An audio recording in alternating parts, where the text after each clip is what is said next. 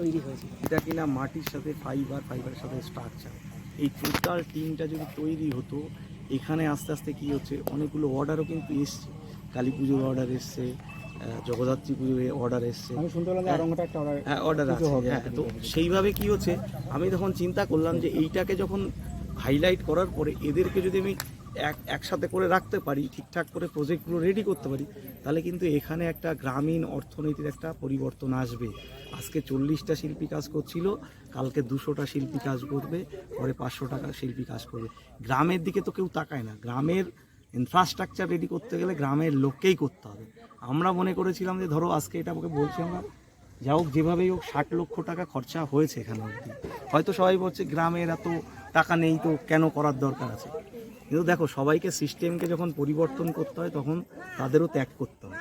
আমরা হয়তো এটা একটা কমপ্লিট করতে পারলাম না, কিন্তু আমরা যেটা চেষ্টা করেছিলাম আমাদের সর্বস্ব দিয়ে চেষ্টা করেছিলাম যে এইটা যদি আমরা করতে পারতাম, সত্যি কথা বলছি পুজোর পরে এই গ্রামের চেহারাটা অন্যরকম বদলাতো। কিভাবে বদলাতো এটা মানুষই দেখতে পেত। এখনই বদলাচ্ছে যে কিনা লোকজন এখানে একটা ভিজিটিং পয়েন্ট তৈরি করে দিয়েছে। কিন্তু দেখো ওই বললাম যে এই যে শিল্পটা রয়েছে এটাকে একসাথে যদি রেডি করা যেত, অলরেডি কিন্তু আমার বিভিন্ন জায়গার থেকে ফোন এসছে। ইভেন তোমাদের বলি, এই ঠাকুরের কদর হয়তো এখানে হয়নি, আমেরিকা থেকে একটা রিয়েল এস্টেট কোম্পানি কিন্তু যোগাযোগ করেছে এই বড় স্ট্রাকচারের জন্য। কারণ এটা তৈরি হয়েছে ওয়ার্ল্ড ক্লাস লেভেলে, এটা আমি বারবার করে বলেছি, হয়তো আমাদের দেখানোর ক্ষমতা হলো না এখানে। হ্যাঁ, যাই হোক, যেটাই হচ্ছিল এই যে ব্যাখ্যাটা এই কারণেই দিচ্ছি কীভাবে পরিবর্তন হতো। আজকে এখানে যদি এই পুজোটা হতো, এই জমিগুলো ছেড়ে রেখেছে, কমপক্ষে 50 লাখ টাকা 6 মাসে নষ্ট হয়েছে। ফুলের মার্কেটটা যদি হয় তাহলে 60 লাখ আর 50 লাখ, প্রায় 1,10,00,000 টাকা এখানে মনে করেছিলাম যে আমাদের একটা ইনভেস্টমেন্ট ছিল, সেটা গ্রামের সাধারণ লোকজনের। এটার থেকে কি পেত, এটার থেকে যদি এখানে পুজোটা হতো, মেলাটা হতো, এই গ্রামে এসে লোক কমপক্ষে কয়েকশো কোটি টাকার মার্কেট তৈরি হতো। সেই মার্কেট সিস্টেমটা গ্রামের মধ্যেই তৈরি হতো এবং এই রেভিনিউটা যেত গভর্নমেন্টের ঘরে। যদি অর্থনীতির কথাই বলো, আমরা বারবার করে অনেক সময় বিশ্লেষণ করতে হয়, কারণ কি আমরা তো যদি বলো যে কোনো শুধুমাত্র একটা পুজো হিসাবে দেখেছি, এটা পুজো হিসাবে দেখিনি। আমি বরাবরই প্রতিটা ভিডিওতে বলেছি, দেখবে যে একটা এলাকার উন্নয়ন কিভাবে করা যায়, একটা ইনফ্রাস্ট্রাকচার কিভাবে তৈরি করা যায়। হয়তো মনে হতে পারে কেন পুজো, কেন, হ্যাঁ পুজো ছাড়াও অন্য কিছু তো হয়। আমি তো বলবো প্রতিটা গ্রামই যদি একত্রিত হয়ে কিছু না কিছু করতে চায়, হ্যাঁ, তবে বাধা অনেক আসবে। এই টাকার কথা এখন বলে তো কি বলবো বলো, এই মুহূর্তে 60 লাখ টাকা, তার মধ্যে অনেকটা মার্কেটেও দেনা রয়েছে। তারপরে ধরো যারা টাকাগুলো দিয়েছে, কেউ লোন তুলে দিয়েছে, কেউ গয়না বন্ধক রেখে টাকা দিয়েছে। আমরা তো চাঁদা এখনও সেইভাবে তুলিনি, আমার পাড়া ছাড়া। ধরো এর সাথে 20টা গ্রাম ছিল, সেই 20টা গ্রামের চাঁদা এখন তো তোলা যাবে না, না? তো তাদের তো আমি তো পুজোটাই করতে পারছি। সবাই দেয় তাহলে আমাদের একটু সুবিধা হবে। এই কারণেই বলছি, দেখো আমার এখানে যেই প্যান্ডেল ম্যানরা এসেছিল, তো এদেরও একটা হিউজ খরচা আছে। লাইট ম্যানরা এসেছিলো, মাইক ম্যানরা এসেছিলো, তো এটা তো আর হচ্ছে না। কিন্তু এদের তো একটা ব্যবসায়িক ক্ষতি হয়ে যাবে। কিংবা শিল্পীরাও অনেক কিছু পয়সা এখনও ডিউ আছে। তো এই মুহূর্তে তো আমি আগের দিনই বললাম যে গ্রামের সত্যিই টাকার পরিস্থিতি অনেকটাই অর্থনৈতিক মার খেয়েছে। সেক্ষেত্রে যদি কেউ আমাদের হেল্প করতে চায়, সেটা অবশ্যই যা করবে সেটা অবশ্যই ক্লাব এটা গ্রহণ করবে। তার জন্য ফোনপে নাম্বারটা কি এখন বলতে পারবেন? ফোনপে তো ওটা ইয়েতে নেই, ধরো ওটা ব্যাংকের অ্যাকাউন্ট আছে। ব্যাংকের অ্যাকাউন্ট, কারণ না এখন তো ফোনপেটা চলছে, তাহলে ওই সেক্রেটারি অ্যাকাউন্ট, সেক্রেটারির ফোনপেটা আছে, ফোনপে নম্বরটা, আর হচ্ছে এই আপনার ওই ব্যাংকের যেটা অ্যাকাউন্ট আছে ওটা সবাই যদি আমরা দিয়ে দিই তাহলে অনেক সুবিধা হবে আপনাদের। সুবিধা হবে, কারণ দেখো গ্রামের লোকই তো করতে গেছিল। এটা তো সবার প্রথমে একটা ধারণা ছিল যে কিভাবে করছে সবারই মনের মধ্যে, কিন্তু আমাদের এটা একটা প্রজেক্ট তৈরি ছিল, গ্রামের ইনফ্রাস্ট্রাকচার রেডি করার প্রজেক্ট। এটা অন্য কোনো ভাবে, অন্য কোনো পলিটিসাইজ না, কোনো কিছু না, টোটালি একমাত্র প্রজেক্ট ছিল, যেটা গ্রামীণ একটা চিন্তা ভাবনা ছিল। এটা আমি ডিক্লিয়ার অনেক আগেই মানে করেওছি, এর আগেও বলেছি। তবে হ্যাঁ, আমি একটা জিনিস বলবো যে এই পুজোটা করতে গিয়ে আমার যে টাইপের অভিজ্ঞতা হয়েছে, এই যে বলছিলাম যে স্পন্সরশিপের গল্প, এই যে কোম্পানিগুলোর বিভিন্ন রকম টাকা পয়সার যেগুলো হয়, এগুলো অ্যাকচুয়ালি আমার ধারণা ছিল না যে এই সমস্ত ব্যাপারগুলো আসে। হ্যাঁ, তো আমি বলবো যে এই সমস্ত জিনিসগুলো পুজোর ক্ষেত্রে মনে হয় না থাকাই ভালো। সেটা সবথেকে ভালো হয়, পুজোটা পুজোর মতো হওয়াটাই বেটার আছে। দেখো আমরা হয়তো ব্যক্তিগত টাকা দিয়ে এটা করেছি, কেউই বলতে পারবে না যে কারো কাছ থেকে জোর করে টাকা নেওয়া। উৎসাহের সাথে গ্রামের ছেলে পেলে নিজেদের এলাকায় বড় পুজো করার জন্য এটা করেছে।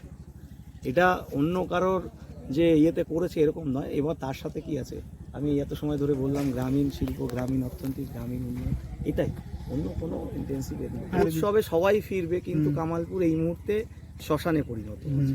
তো যে জায়গাটায় পুজো সম্ভব না, আমরা টোটালি পুজোটাকে এই মুহূর্তে বন্ধ রেখেছি।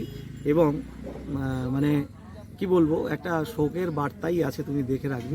তবে তা সত্ত্বেও আমি বলবো, এখন আমাকে একটু বলতেই হয়, কালকেও মিডিয়াতে শুনছি কলকাতার পুজো দেখতে গেলে 2500 3000 করে একটা টিকিট কেটে দেখতে হচ্ছে।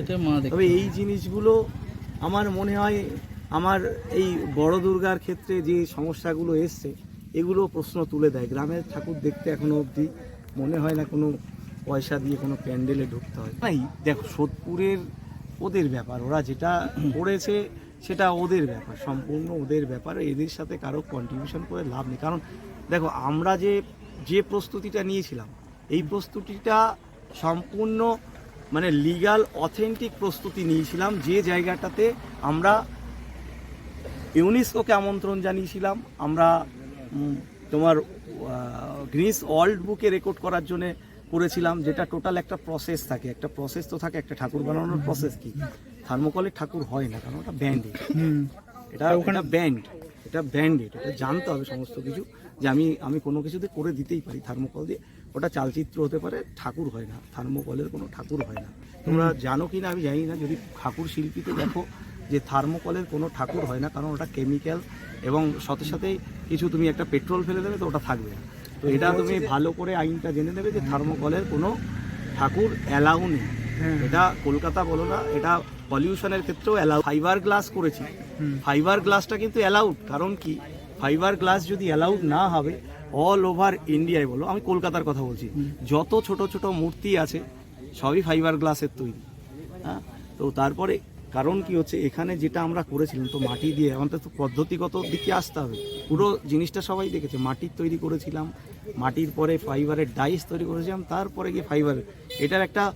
এটা কস্টলিও, এবং দেখতেও যেটা এসছে মায়ের মুখ, সত্যি মা সবই ভালো, কিন্তু আমাদের যে মায়ের মুখ এসছে মানুষ পছন্দ করে, দেশের বাইরে।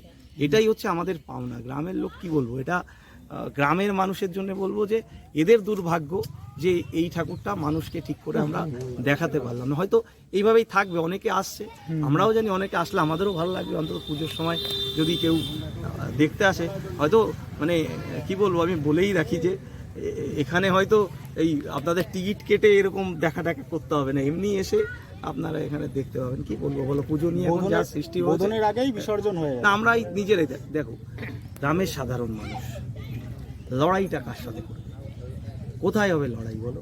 প্রশাসনের সাথে লড়াই করে পারে কেউ? আমরা শুধু লড়াইটা এই কারণেই করেছিলাম, পুজোটা করার জন্যে, যেটা কিনা কোর্টে অবধি নিয়ে গেছিলাম। আমরা ভেবেছিলাম কোর্ট হয়তো পারমিশন দেবে, যেহেতু আগে দেখেছিলাম কিছু পুজোর পারমিশন হয়ে গেছে কোর্ট থেকে, তো আমরাও চিন্তা করেছিলাম কোর্টে যাবো, হয়তো আমাদের একটা সুরা হবে।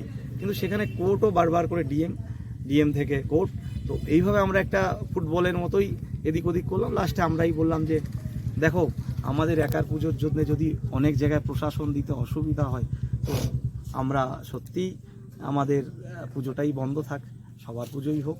তো সেইভাবেই আমরা আমাদের কেসটা উইথড্র করে নিয়েছি, এবং গ্রামের মানুষ সবাই মিলিতভাবে দুঃখ পেয়েছে, অনেকে কান্নাকাটি করেছে। ঠিক আছে, আমাদেরও এখনও কথা বলতে গেলেও কষ্ট হচ্ছে। কারণ দেখো, একটা জিনিস, হয়তো এই দুর্গাটা আমরা তৈরি করতে গিয়ে আমাদের কামালপুরবাসীর কাছে যেরকম প্রিয় ছিল, হয়তো এই মা হয়তো প্রশাসনের কাছে কিংবা কারো কাছে এতটা প্রিয় হতে পারেনি যেটা আমাদের কাছে হয়েছিল। ওই কারণে দুঃখটা আমাদের বেশি হচ্ছে। হয়তো প্রশাসনের সুবিধাই হয়েছে যে না, একটা ক্রাউডনেস তারা হয়তো থেকে। দেখো, সবাই বলবে, কিন্তু আইনের ঊর্ধ্বে তো আমরা কেউ নই। আমরা আইন দিয়েই চেষ্টা করেছিলাম, আমরা আইন দিয়েই পুজোটা যখন আমরা পারলাম না, তখন আমরা আইনের সাথে অত বড় লড়াইও আমাদের দ্বারা সম্ভব হচ্ছিল না। তো যার কারণে আমরা কোনো কিছু ল অ্যান্ড অর্ডার ক্রিয়েট করে আমরা কিছুই করতে চাই না, কারণ আইনের সাথে থাকবো আমরা। এমন নয় যে আইনের বাইরে গিয়ে কোনো কিছু, আইনের সাথে থেকেই, যেহেতু আমরা আইন থেকে প্রশাসনের কাছ থেকে পাইনি, তো আমরা কোর্টে গিয়েও দেখলাম ধাক্কাকাছি। অতএব ঠিক আছে, আমাদের বড় দুর্গা এই পর্যন্ত। দেখো, লড়াই করে মায়ের পুজো হয় না, এটা তো বাস্তব কথা। লড়াই করে তুমি কি করতে পারবে? পুজোটা দাঁড় করাতে পারবে, তোমার জেদটা পূরণ করতে পারবে। কিন্তু লড়াইটা দেখো, আমি তো লড়াইটার থেকে হাত তুলে নিয়েছি, হেরেও অনেক সময় জেতা যায়। আমি হার স্বীকার করে নিয়েছি, কোনো অসুবিধা নেই। কিন্তু এটা হারটা আমাদের তো না, আমরা দেখো ঠাকুর তৈরি করে ফেলেছি। আমাদের গোটা বাঙালির হার, গোটা এই হার আমার ভারতবর্ষের নয়, কিন্তু এই হার নয়, আমাকে শুধুমাত্র আমার টোটাল ঠাকুরটা আমি কিন্তু তৈরি করে ফেলেছি। যদি বুঝতাম যে আমার ঠাকুর আমি রেডি করতে পারছি না, না আমার গ্রামবাসী তৈরি করতে পারছে না, আমরা সেক্ষেত্রে সমস্ত কিছু রেডি করে ফেলেছি। শুধুমাত্র একটা জিনিস কি, এখানে বেশি লোক আসবে, জিত তো আমাদের হয়েই গেছে। আসছে, প্রচার হচ্ছে। না জিত তো আমাদের হয়েই গেছে, কারণ কি এখানে বেশি লোক আসবে আগেই সবাই ভেবে ফেলেছে। তো অতএব এই পুজোটা করতে দেওয়া যাবে না, কারণ এই বেশি লোকের ভয়, কারণ লোক তো এমনিই আসবে।